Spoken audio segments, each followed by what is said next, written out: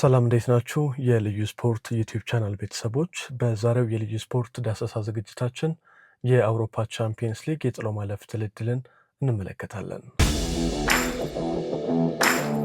የ2025-26 የአውሮፓ ቻምፒየንስ ሊግ 16 ውስጥ የደረሱ ቡድኖች የጥሎ ማለፍ ድልድል በስዊዘርላንድ ኒዮን ከተማ ትላንትና ይፋ ተደርጓል።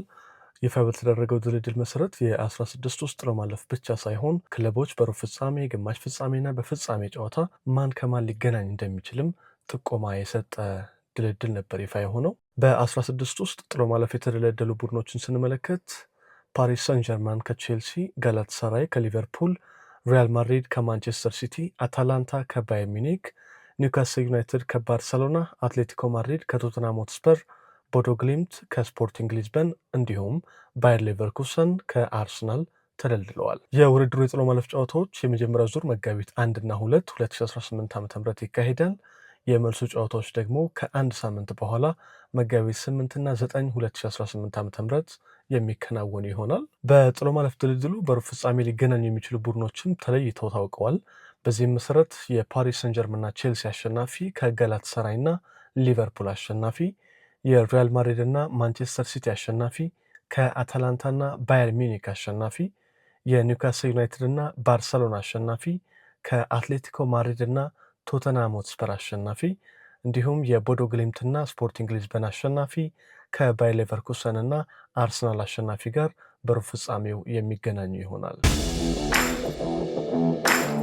የ15 ጊዜ የአውሮፓ ቻምፒየንስ ሊግ አሸናፊው ሪያል ማድሪድ በዙር ውድድር ታህሳስ ወር ላይ በሜዳው ሳንቲያጎ ቤርናባው ላይ በማንቸስተር ሲቲ 2-1 ተሸንፈው እንደነበረ ይታወሳል። እንግዲህ ሁለቱ ቡድኖች በቻምፒየንስ ሊጉ ከ2019-20 የውድድር ዘመን ወዲህ ብቻ ለ11 ጊዜ ተገናኝተዋል።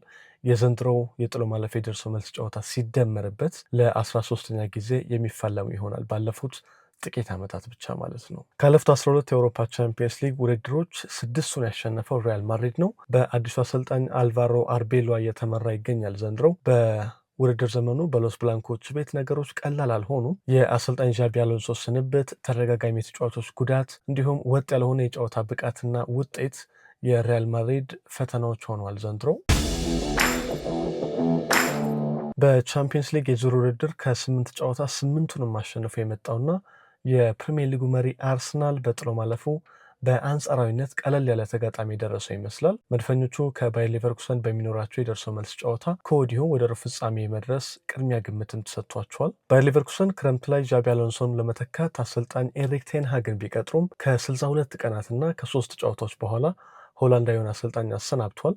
በምትካቸው ደግሞ ዴንማርካዊውን ካስፐር ዩልማንድን መስከረም ወር ላይ ሾመዋል። ሌቨርኩሰን ዘንድሮ በቡንደስሊጋው ጥሩ ውጤት እያስመዘገበ ነው ማለት አይቻልም። ከ22 ጨዋታዎች 39 ነጥቦችን በመሰብሰብ 6ኛ ደረጃ ላይ ተቀምጧል። ከቡንደስሊጋው መሪ ባየር ሚኒክ ጋር ያላቸው ልዩነትም 21 ነጥቦች ላይ ደርሷል። ስለዚህ ሌቨርኩሰን ስለ ቡንደስሊጋ ሻምፒዮንነት ለማሰብ በጣም ሩቅ ነው ማለት ይቻላል። ባየር ሌቨርኩሰን በዘንድሮ የቻምፒየንስ ሊግ የዙር ጨዋታዎች ከ8 ጨዋታዎች 12 ነጥቦችን በመሰብሰብ 16ኛ ደረጃን ይዞ ነበር ያጠናቀቀው። በዚህም ወደ ቻምፒየንስ ሊግ ፕሌኦፍ ገብቶ የግሪኩን ኦሊምፒያኮስን በደርሶ መልስ ድምር ውጤት 2-0 አሸንፈው ነው 16ቱን የተቀላቀለው። አርሰናልና ባየር ሌቨርኩሰን በቅርቡ የተገናኙት በነሐሴ 2024 የወዳጅነት ጨዋታ ላይ ነበር። በኤምሬትስ በተደረገው የአቋም መፈተሻ ጨዋታ መድፈኞቹ 4-1 በሆነ ውጤት አሸንፈው ነበር ጨዋታውን። አርሰናል ከባየር ሌቨርኩሰን ያለበትን የጥሎ ማለፍ ጨዋታ በድል የሚወጣ ከሆነ በሩብ ፍጻሜ የሚያገኘው የቦዶ ግሊምትና የስፖርቲንግ ሊዝበንን አሸናፊ መሆኑ የአሰልጣኝ ሚኬል አርቴታ ቡድን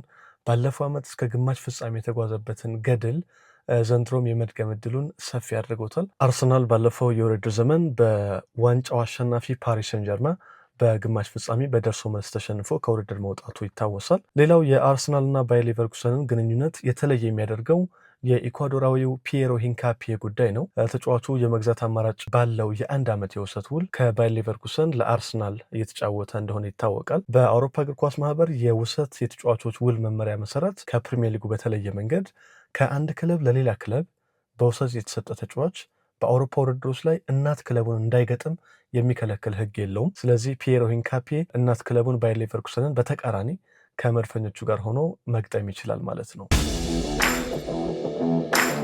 ሌላው ተጠባቂ ጨዋታ በ2025 የፊፋ ክለቦች ዓለም ዋንጫ የፍጻሜ ጨዋታ የተገናኙት ፓሪስ ሰን ጀርመንና ቼልሲ የሚያደርጉት ጨዋታም ተጠባቂ ይሆናል። የወቅቱ የአውሮፓ ቻምፒየንስ ሊግ አሸናፊ ፓሪስ ሰን ጀርመን በፊፋ ክለቦች ዓለም ዋንጫ የፍጻሜ ጨዋታ በቼልሲ 3-0 ሽንፈት እንደገጠመውና ዋንጫውን እንዳጣ ይታወቃል። አሰልጣኝ ሉዊስ ኤንሪኬ ግን ከትላንትናው ድልድል በኋላ በቼልሲ ላይ የበቀል ስሜት አይኖረንም፣ ምክንያቱም ይሄኛው ከፊፋ የክለቦች ዓለም ዋንጫ ውድድር የተለየ ውድድር ነው የሚል አስተያየትን ሰጥተዋል። በአሰልጣኝ ኤንዞ ማሬስካ ነበር የሚመሩት ቼልሲዎች ፓሪስ ሰን ጀርመን በፊፋ ክለቦች ዓለም ዋንጫ አሜሪካ ላይ ሲያሸንፉ ሐምሌ ወር ላይ። አሁን ግን በቼልሲ ቤት ጣሊያናዊ አሰልጣኝ የሉም፣ ተሰናብተዋል።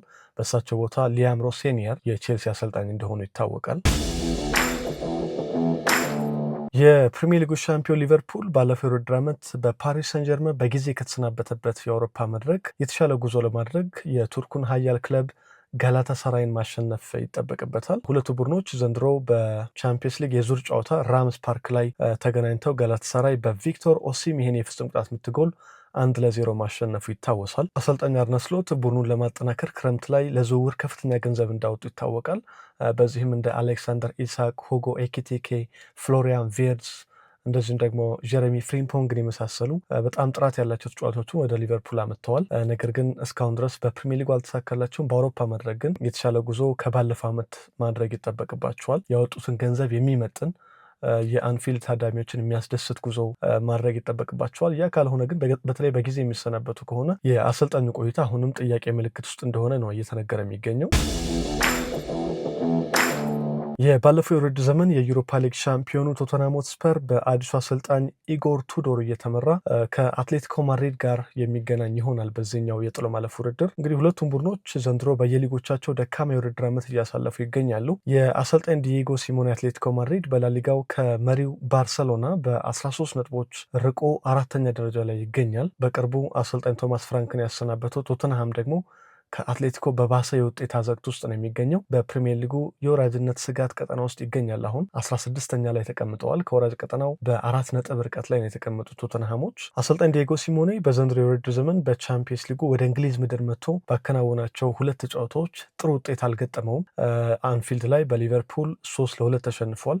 በቨርጂል ቫንዳይክ የመጨረሻ ደቂቃ ጎል 2-2 ሊጠናቀቅ የነበረው ጨዋታ በሊቨርፑል አሸናፊነት መጠናቀቁ ይታወሳል። ወደ ኤምሬትስ ያደረገው ጉዞ ደግሞ አሰልጣኝ ዲዬጎ ሲሞኔ ማስታወስ የሚፈልገው አይመስለኝም። ምክንያቱም በአርሰናል 4-0 በሆነ ሰፊ ውጤት ነበር ጠንካራ የተከላካይ ክፍል አለው የሚባሉ አትሌቲኮ ማድሪድ በሚኬል አርቴታ ልጆች የተሸነፉት። አትሌቲኮ ማድሪድ ከ2016 17 የውድድር ዘመን ወዲህ በአውሮፓ ቻምፒየንስ ሊግ ከሩብ ፍጻሜ ማለፍ አልቻለም። የቶተንሃሙን ፍልሚያ ደግሞ በመጀመሪያው ዙር በዋንዳ ሜትሮፖሊታን ነው የሚያከናውነው። ስለዚህ ጨዋታውን እዛ ጨርሶ የመምጣት ግዴታ ሊኖርባቸው ይችላል። ምክንያቱም የመልሱ ጨዋታ የሚደረገው በቶተንሃም ሆትስፐር ስታዲየም ለንደን ላይ ይሆናል። የአሰልጣኝ ሃንዚ ፍሊኩ ባርሰሎና በጥሎ ማለፉ ዘንድሮ በዙር ጨዋታ ኒውካስል ዩናይትድን ወዳሸነፈበት ሴንት ጄምስ ፓርክ በመጀመሪያው ዙር ጨዋታ ይጓዛል። የመልሱ ጨዋታ ካምፕኑ ላይ መሆኑ የባርሰሎናን ጉዞ የሚያቀለው ይመስላል ወደ ሩብ ፍጻሜ የመግባት እድሉን። በሃይላይን የመከላከል አቀራረቡ የተከላካይ ክፍሉ ድክመት በተደጋጋሚ እየተጋለጠበት የሚገኘው ባርሰሎና እንደ አንቶኒ ጎርደን፣ አንቶኒ ኤላንጋ፣ ዮዋን ዊሳ፣ ጃኮብ መርፊ ያሉ የአሰልጣኝ ኤዲሃውን ቡድን ፈጣን የፊት መስመር ተጫዋቾች እንዴት ያቆማቸዋል የሚለው ጉዳይ ለአሰልጣኝ ሃንዚ ፍሊክ ትልቅ የቤት ስራ ይሆናል።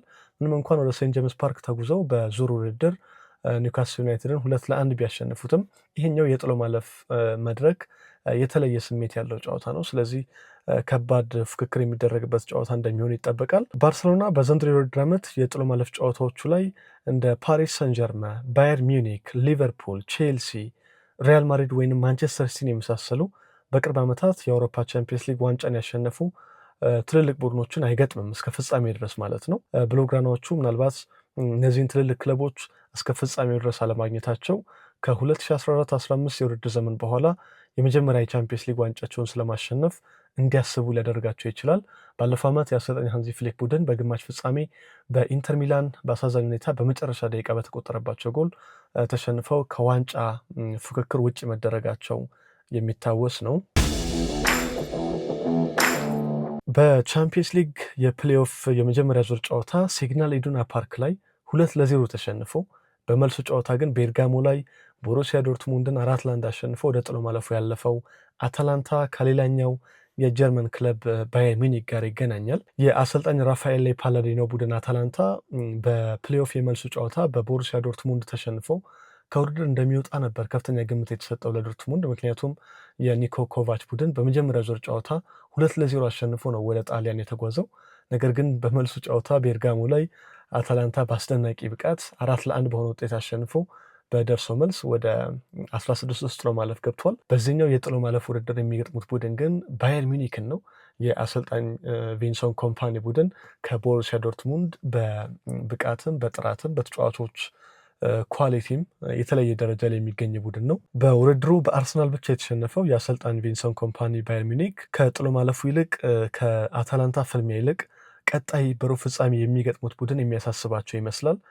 ምክንያቱም አታላንታን የማሸነፍ እድላቸው በጣም ሰፊ ይመስለኛል ባየር ሚኒኮች ባላቸው ጥራት ምክንያት።